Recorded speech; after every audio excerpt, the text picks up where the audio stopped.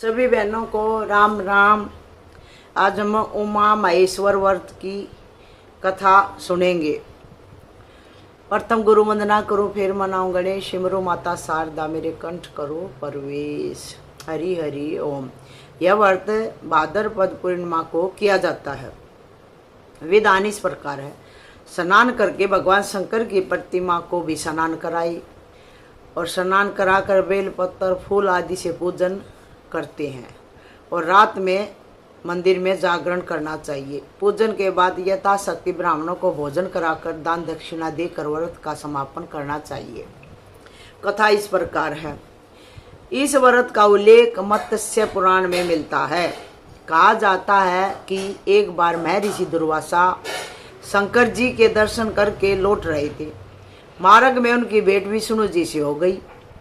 महर्षि ने शंकर द्वारा दी गई बेल पत्तर की माला विष्णु जी को दे दी। अब संत महात्माओं का तो यही होता है, भाई अपने पास रख के क्या करूँगा, चलो लोक कल्याण को उतारने के लिए ऋषि महात्मा आते हैं। तो आते आते विष्णु भगवान से भेंट होगी तो उन्होंने जो शंकर भगवान ने बेल पत्तर की माला दी थी वो उन्होंने विष्णु भगवान को दी। विष्णु भगवान ने उस माला को स्वयं गले में ना पहनकर गरुड़ के गले में डाल दिया। इससे दुर्वासा ऋषि क्रोधित हो गए और बोले कि तुमने शंकर भगवान का अपमान किया है, इससे तुम्हारे पास से लक्ष्मी भी चली जाएगी, क्षीर सागर से भी हाथ धोना पड़ेगा तुम्हें, शेष नाग भी तुम्हारी सहायता न कर सकेंगे। ऐसा श्राप दे दिया दुर्वासा ऋषि ने भगवान विष्णु को। यह सुनकर विष्णु जी ने दुर्वासा ऋषि को प्रणाम करके उसके मुक्ति का उपाय भी पूछा। भैया आपने श्राप तो दे दिया, पर मैं इससे मुक्त कैसे हो सकूंगा, ये भी मुझे उपाय बता दो। दुर्वासा ऋषि ने बताया कि उमा महेश्वर का व्रत करो, तभी तुम्हें ये वस्तुएं मिलेंगी। तब विष्णु जी ने उमा महेश्वर का व्रत किया। व्रत के प्रभाव से लक्ष्मी आदि समस्त स्थापित वस्तुएं भगवान विष्णु के पास उन्हें आ गई।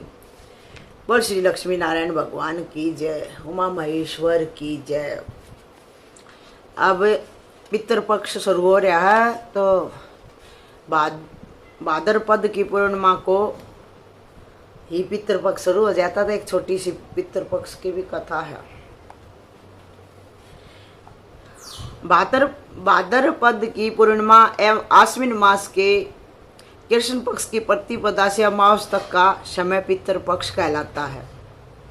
अब पूर्णमासी से ही पितृपक्ष शुरू हो जाता है। जिसके बड़े बूढ़े पूर्णमासी को गए हैं तो वो तो पूर्णमासी दोबारा आएगी नहीं, अमावस आएगी, तो पूर्णमासी से ही उसका श्राद्ध शुरू हो जाएगा। जिसका पूर्णमासी का श्राद्ध है, पूर्णमासी की तिथि है, तो आज से ही वो शुरू हो गया। पितृपक्ष कहा जाता है। इस पक्ष में मृतक पूर्वजों का श्राद्ध किया जाता है। श्राद्ध करने का अधिकार ज्येष्ठ पुत्र अथवा नाती को होता है। पुरुष के श्राद्ध में ब्राह्मण को तथा औरत के श्राद्ध में ब्राह्मणी को भोजन कराते हैं। भोजन में खीर पूड़ी होती है। भोजन के पश्चात दक्षिणा दी जाती है। पितृपक्ष में पितरों की मरण तिथि को ही उसका श्राद्ध किया जाता है। गया में श्राद्ध करने का बड़ा महत्व माना गया है। पितृपक्ष में देवताओं को जल देने के पश्चात मृतकों का नाम उच्चारण करके उन्हें भी जल देना चाहिए। ये एक छोटी सी श्राद्ध के बारे में पूर्णमासी की कथा थी। तो सभी बहनों को मीठी मीठी राम राम। श्री कृष्ण गोविंद हरे मुरारी, हे नाथ नारायण वासुदेवा। श्री कृष्ण गोविंद हरे मुरारी, हे नाथ नारायण वासुदेवा। राम राम।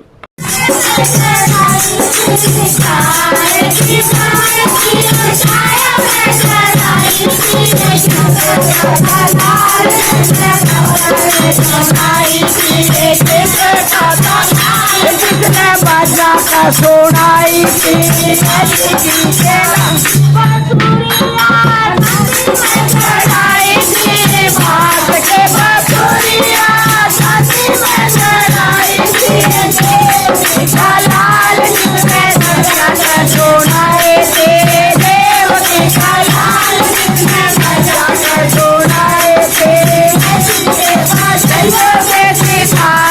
बजाए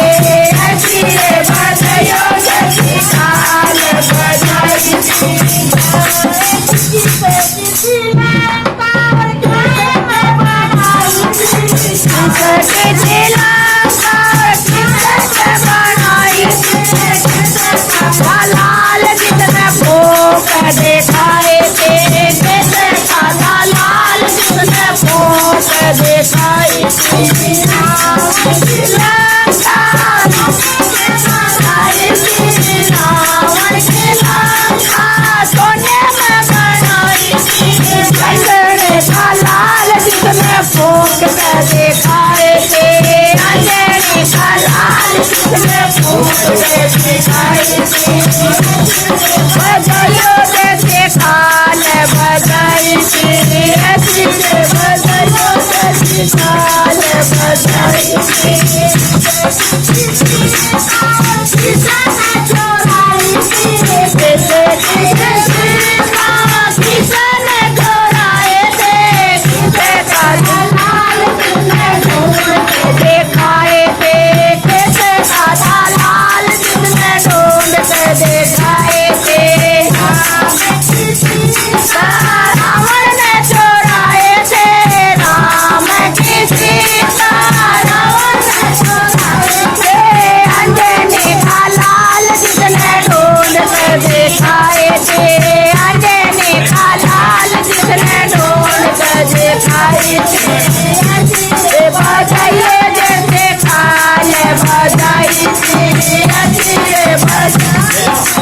काल बधाई थी